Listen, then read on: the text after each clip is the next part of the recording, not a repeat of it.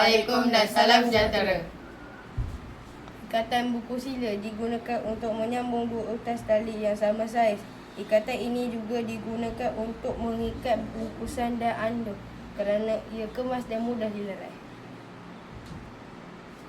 Terima kasih.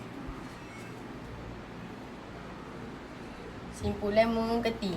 Simpulan ikatan ini menyambungkan dua utas tali yang tidak sama besar saiznya dan mengikat tali ke suatu tanjul atau gelung. Ikatan ini sangat praktikal dan selamat daripada terlucut. Terima kasih.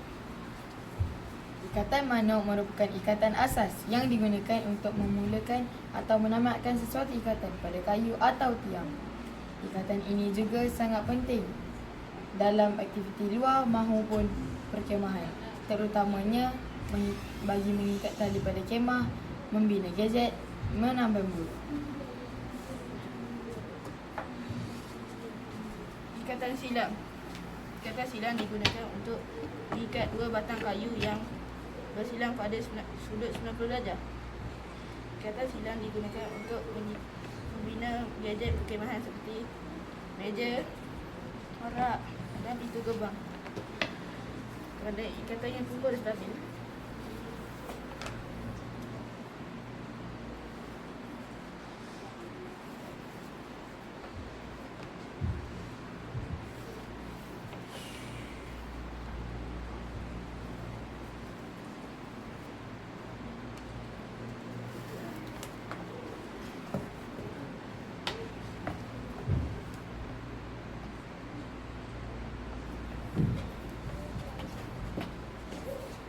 Inilah ikatan silang.